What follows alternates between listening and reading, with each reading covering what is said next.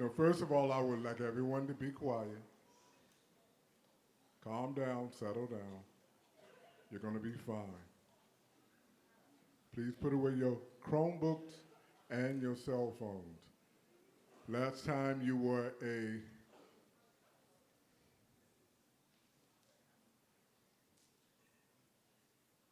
very attentive audience. We want to make sure that we practice being great audiences whenever we go and see anyone perform or anyone who's on stage. We're going to practice doing a great job in here. And another thing we've got to do in this building, we're very privileged to be in a building where everybody is highly talented. So what we want to do is practice being kind to each other, being kind outside and in the auditorium.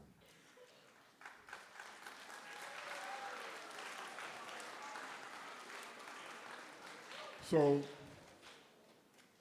so this afternoon, Mrs. Eldridge will be interviewing one of the longtime cab teachers, Dr. Kenan.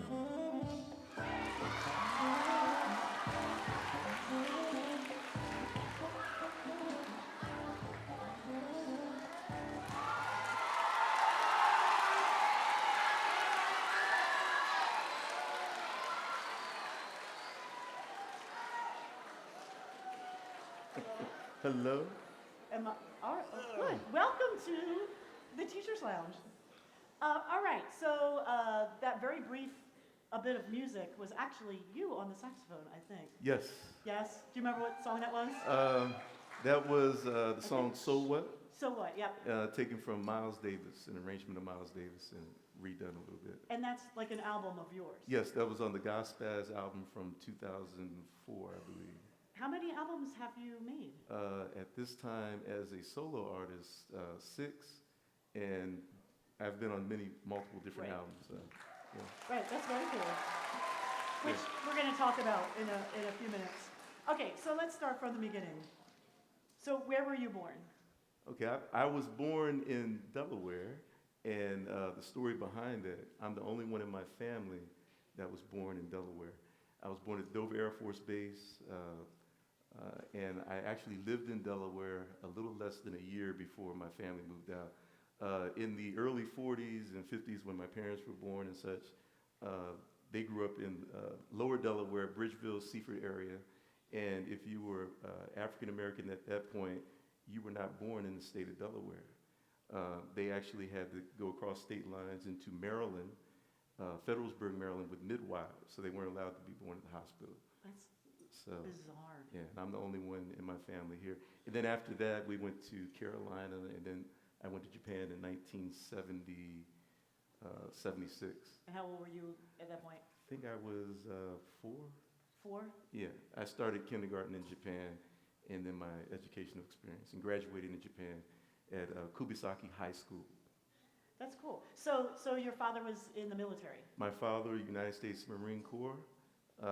He went into the Marines in 1967, April, in his senior year of high school, recognizing that his family wouldn't be able to, he had 9 brothers and sisters, and that they wouldn't be able to go to college if he had stayed. Let me backtrack a little bit. My father's side, they were sharecroppers. So they lived on top of a chicken house. And if you can imagine 9 people in one bedroom or one room house. Wow. And so we grew up there wasn't a lot of money there, but he left, and he said he would never raise his family in Delaware. So he left in 1967, went to Vietnam, 3 Purple Hearts. He was in the Tet Offensive Quezon, Hill 861 Echo Company, 2nd Marines. Nice. And that's my father. Yeah, but he was also a pastor? He was a pastor, okay. And then he became an overseer. While we were in Japan for 13 years. He was a pastor. He opened up a church, 500 or so members of the church there. But he was a pastor, and he was also still in the Marine Corps, so he was bivocational. A lot of work. My mother never worked. during the time when I was in school. So It's great. it's different. How many siblings do you have? Siblings I have two siblings. I have one sister that was adopted, and I have a brother, biological brother. They're all younger than me. My sister, she's actually Japanese, and happy home. Yeah, nice. Yeah. So, where did you said you went to school in Japan for how long? Yes. So my educational upbringing in Japan, from kindergarten until fourth grade, and then my father was transferred to California for 3 years. So grades 4, 5, 6, I was, where's Mr. Mendevar at? He's here somewhere. Yeah, Camp Pendleton. So he was stationed there for 3 years, and then we went back to Japan. So he did 2 tours of 6 years in the beginning, and then another 6 years in the end, and I graduated in Japan I went there from 7th grade till I graduated as a senior. So how were the classes in Japan? Okay, good question. The first couple of years, I was in Japanese school, and then I went to DoD schools, Department of Defense schools. Japanese schools, in Japan, you learn a lot about honor, respect, family, and military schools, discipline, of course, and father, Marine, discipline, pastor, discipline. Right. So that was the common thread throughout all of that. But focus, in Japanese schools, there were no such things as custodians because the kids picked up after themselves, and they took care of that. The teachers were treated with the utmost respect, kind of like here at CAD. Yeah. No. So maybe they should be. Were you a good student in school, would you say? In school, I would consider myself to be a good student. Okay. I had my early years. I was a good kid. 7th and 8th grade, I was in the talented and gifted program, and then I had some other years where I got sidetracked, dealing with things I shouldn't have been doing, gangs and like that, just finding yourself. Then I came back to music, which brought everything back together and kind of took me away from the negativity. So were there music classes in school? Oh, excellent question. Yes, absolutely. Music classes all throughout. Most of my professors were professional musicians. When I got to, I guess, 11th grade and 12th grade, one of my periods was actually dedicated to working with the Marine Corps band that was stationed in Okinawa at that time, the 3rd MAF. And my father, who was commanding officer at that point, his Marines, they would teach me. That's So awesome. and you have to remember, we're talking about people that the Marines at that point, 18, 19, 20-year-olds just coming out. So we were relatively the same Right, age, and that's who I grew up with. So what was like the very first instrument you played? It wasn't the saxophone, was it? No. Very first instrument I played, percussion, right? Beating some pans. I played some percussion instruments, drums, Okay. snare. Clarinet was the first band instrument that I played, and clarinet player. And then I moved on from that to, and part of the reason for that is we couldn't afford, certain instruments, so clarinet was there. From that, I gravitated to saxophone. Then my father actually, they saved up all their money and they bought me a saxophone, tenor saxophone, which I still play to this day. The interesting thing about my family, during Christmas time, I didn't get toys. I didn't get none of that stuff. I had books. I might have gotten a pair of socks. And on this particular occasion, I didn't receive the saxophone on Christmas. If I recall, it was on Thanksgiving Day. And my father said, go look in the closet. Oh. And I went to the closet not expecting anything, maybe some socks or something. And there was a saxophone. That's awesome. So I played it. So That's great. Mm. Okay, let's talk a little bit about your family. Are you married? Am I married? And I know this is being videotaped, so I love my wife. All right. Yeah. So that's a yes. How many children do you have? Well, including the children I have here at Yes. CAB. Well. Yeah, not including them, but Right. I have 4 biological children and 1 on the way. I have my oldest son who's in college. He's a pre-med student. My daughter who will be going to college. She is a senior now. And then my next son who's 13, he's a 7th grader. And then my 3-year-old, and they don't know this, but I'm having a girl. Oh, congratulations. Having a girl. So she'll be with us on January 6th, I'm expecting. All right, Yeah. excellent. That's great. So, are your children involved in music as well? And they're not as involved as I would like for them to be. But from my experience, it's always best not to force your kids to do something, otherwise they go the opposite Yep, direction. I agree with that. So what I did, I don't teach my own kids. And I wanted them to come to me. Mhm. So I got them the best teachers and professionals and such. So they've all had lessons. My oldest son, he plays clarinet, guitar, saxophone. My daughter, flute, saxophone, and piano. They all play piano. My next son, he plays violin and piano. And then my 3-year-old, she does whatever she wants to do. Yeah. Okay, so what was your first job? First job.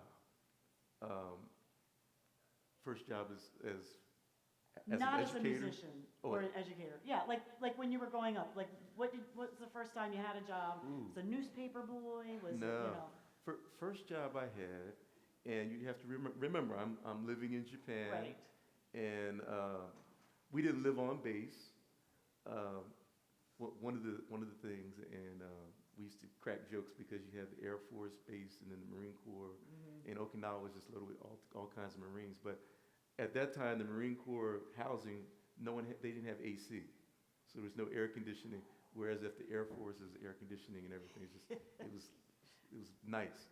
But while I was there working, I worked on the base, and I worked during the summers, and I cleaned barracks. That's what I did. All right. Yeah, I cleaned barracks. Uh, Does that sound bad? no, that's great. You told me before that you had like many different jobs. Oh, absolutely. Can you kind of go through some of those Yeah. jobs for us? Okay. And have to watch what I say because we have youth here. That's right. Yeah, I don't want to corrupt your minds. So some of the jobs that I've had, and when you're in school, especially in college, you're trying to pay your bills, your tuition, and you're trying to survive and everything. During college, I actually worked 3 jobs at the same time. And if you can imagine this, Wendy's, McDonald's, and Burger King at the same time. Wow. So there were actually some times where I'd actually have the wrong uniform on, and going to class and such. I've done construction work, of course, music. When I was in school, and I'm a graduate. My undergrad is at Delaware State College, now Delaware State University. I did a lot of gigging, Right. what I would say. So Delaware is in a great spot because we're not that far from New York City, Baltimore, D.C., and Norfolk. So we're surrounded by these places where you can go and perform. But I did a lot of performing, traveling with different groups and such while I was in school. Right. So if you can imagine, I go to class during the day. At the end of class, I would leave and go to D.C. Or on the weekend, I would drive down to Atlanta and perform there and then drive back up. So what was the most memorable or the scariest thing that ever happened to you while you were on the road? Is there something you can share? with us? Scariest thing ever happening to me besides being shot at, hiding behind a speaker. That's pretty scary. Nah, it's not scary. I was in a car chase in Washington D.C. With musicians over money, but I won't elaborate. Okay, all right, that's good, that's good. Rough. All right, I also know that you toured with Shaka Khan. Shaka Khan and Shaka Khan, Shaka Khan, right? Shaka Khan. That was in the 90s, 94. Now, I was part of the band, so I wasn't with Shaka Right, Khan. right. I was one of the hired hands, basically. But we did it places in D.C., Carter Barron in Rock Creek Park. That's an amphitheater. Just another experience. I also worked with the Spur of the Moment, Double Digit, the group called Three Guys So Far.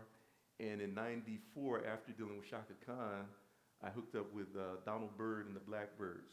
So I became a member of the New Blackbirds, and I worked with him for about 20 years with Donald Byrd. Those of you that know who Donald Byrd is, he's also the guy that discovered Herbie Hancock. So I had part of the music area with him, but he taught me the business of music itself. That's great. Yeah. So we know that you have a doctorate because Yes. you're Dr. Kenan. Can you tell me a little bit about your doctoral studies and what it's in? And Yeah, that's a whole nother story. I know. Now, my doctoral studies, if you recall, I mentioned that my family, we dealt with a lot of segregation issues, and none of my grandparents actually graduated. Well, they graduated from high school, but they only went to the highest grade of 11th grade. And that's what we call institutional racism. At that time in the state of Delaware, there were only 2 schools in the state of Delaware, which would be Howard High in Wilmington, then also Delaware State College, which also served as a high school at that time where you could actually graduate with a 12th grade degree.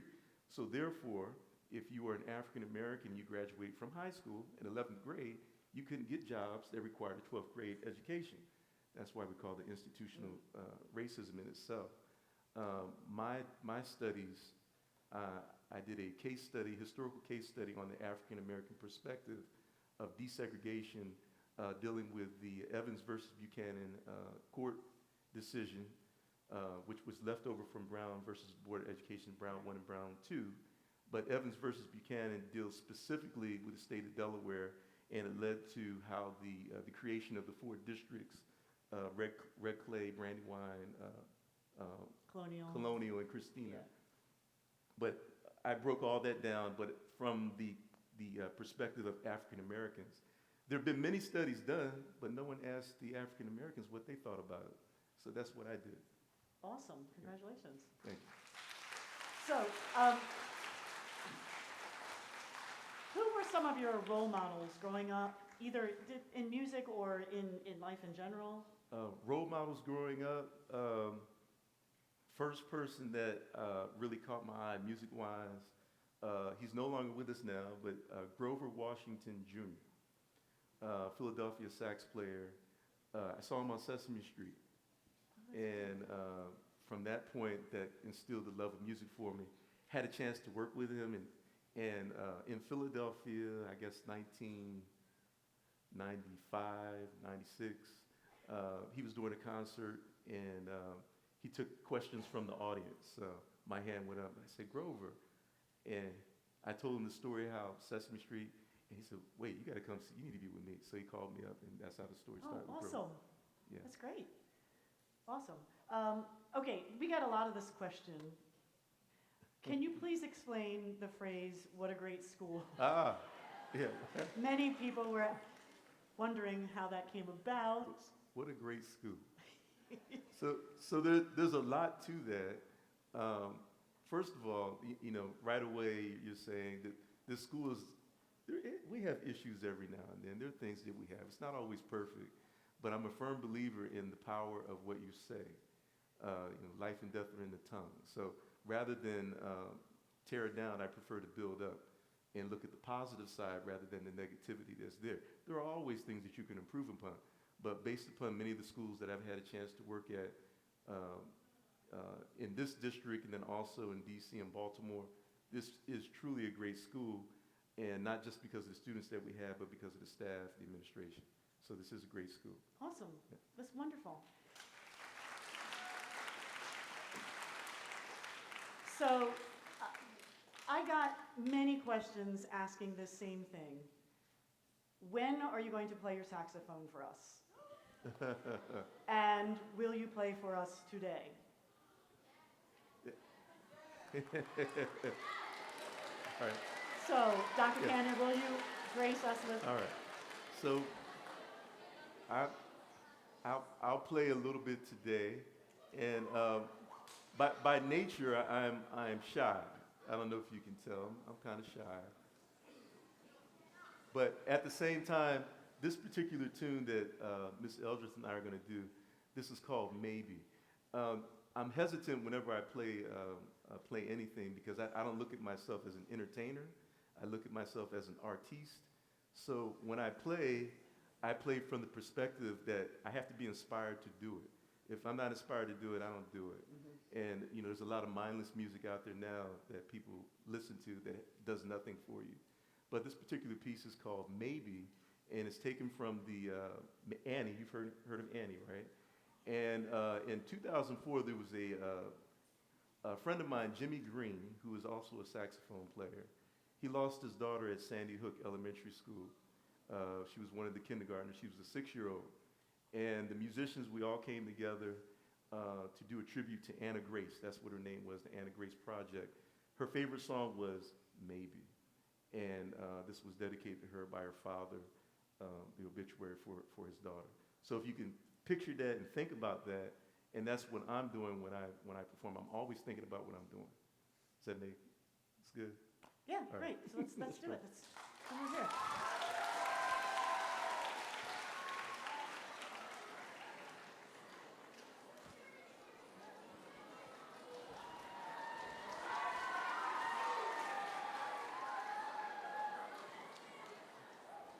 We good?